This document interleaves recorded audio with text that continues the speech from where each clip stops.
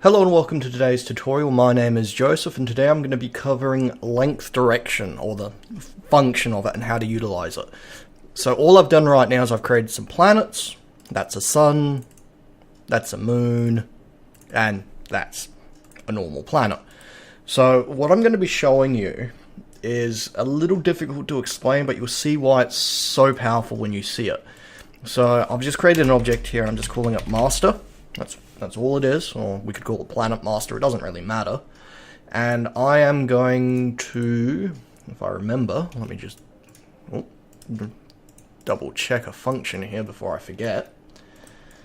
But what we're going to do is basically set up a very powerful method of, if you were to use this for objects, if you built like a battleship, you could use it to set the turrets in the center and animate each individual one as individual entities. I'm just going to show it using the draw function because it's just nice. This is just meant to be a nice, really quick tutorial. So I'm going to draw the sprite, and the first sprite I'm going to draw is the sun. So sprite, go right down to the bottom, planet 0, index x, y. That's all it is. So now when I run it, we're going to basically get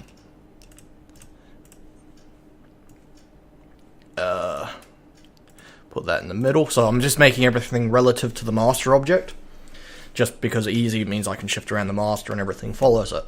So there's my lovely yellow square. Amazing, isn't it? That's sarcasm. So what I'm going to do now is here, I'm going to use this lovely little function called length. If I do not cock up the spelling, there we go. Length, close bracket, and you'll see that it gives me two values here. So what that means is I can set a length, so I can say 128 pixels, and I'm going to say x plus length, and then direction, and I'm just going to create a floating value here, var, temp dir, close, and all temp dir is going to do is plus plus, so it's going to add 1 to itself every time it runs through the script. So that will just keep looping. So that will basically, it will infinitely add to itself, but it will sit between 0 to 360, or that's how the die is going to be interpreted in this bit of script here. And all I'm going to do is very simply take that, put that there, change this to a y value, and basically change this to planet 1. Like so. Nice and easy. So, let's see what it does. Once it loads, hopefully if it doesn't crash, because, oh, there it goes, it crashed. Never likes me. Is that because I didn't define the value? Most likely is.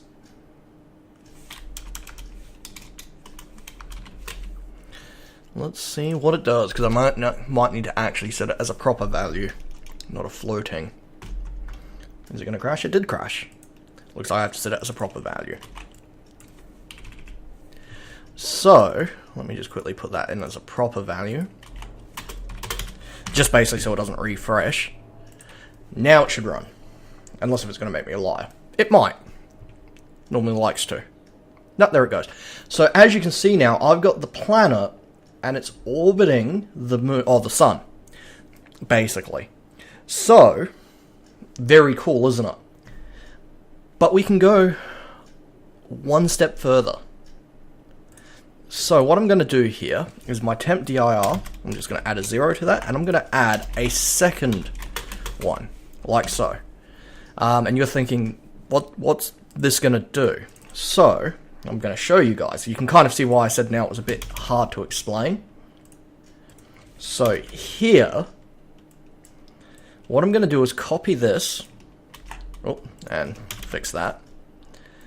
What I'm going to do is actually come down one step, change that to the moon, So the moon now will follow the same orbit. So we're not modifying this data, but what we are going to do, and this should work, because this is a bit of an ad hoc tutorial, as usual, is I'm actually going to say, change that value to 64. So now this is based off of the distance from the planet from the distance to the moon.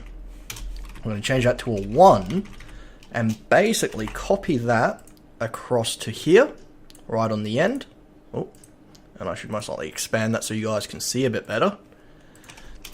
Always forget that, plus that. So, what this should do is let me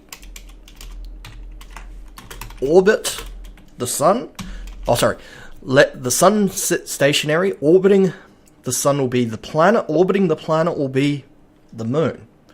So this component is the planet's orbit, and then this is the individualized moon orbit. And if I run this, and fingers crossed it works, we should see a planet orbiting a sun and the moon orbiting the planet. Let's see what it looks like. So as you can see, the planet, or the moon, is orbiting relative to the planet, and the planet's orbiting relative to the sun. So, the other cool part to this, and I'm just going to build a quick little scroll function, var. Well, I'm just going to call this A, actually. I'm just going to be really lazy. So, A will be equal to 0. And A will determine, so if I scroll up or down, A will add to itself. So, if mouse scroll, I'm pretty sure it was scroll, mouse button scroll, mouse wheel up, and we'll basically take the same script down here, we come across, change this to down, so that covers us for both, A++, and A negative, which means add 1, take 1, easy. So what I'm going to do is here, I'm going to plus that, so we've got the default orbit, and I'm going to multiply that by 1.2. And vice versa here. So if you wanted to make an elliptical orbit, you just change this distance value between the two. And then the moon will have a 1.1 value. So it should be directionally proportional. Or not. Stuffed up there. Let's take that over here. So I need to be careful to make sure to replicate this across to the internal here. So what we're going to see now, hopefully, and the other thing I will do, just to make it a bit cooler, is the planet's going to orbit at 2, and the moon will orbit at about 6. So we should see a significant speed difference now, and it will look more like what you would expect in a solar system. And then when I scroll the mouse wheel out and in, so you can see the moon orbits, and as I scroll out, the orbit gets larger for both planets, and as I scroll in, I can tighten it up. And what I'm going to do, because that's a bit hard to see, is I'm actually going to change this so it's equal to about 5. Oh, that needs to be a negative. And I'm going to change this so it's about 5 as well. Because don't forget, I'm multiplying the value, so I'm actually cutting off a big part of that to help smooth it out. So, let's do that one last time, and hopefully if this all works, and I'll move the master object so you can see what happens when I move it. Oh, there we go, that's a bit better. So you can see I can extend and shrink down the orbit of the planet very easily. So I hope you guys found that helpful.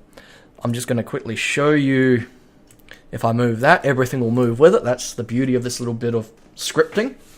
As always, if you'd like to see another tutorial, ask. I don't bite. Again, normally busy, but I try my best to get the videos out when you need them. Like, subscribe, share, and yeah, have a fantastic day. See you later.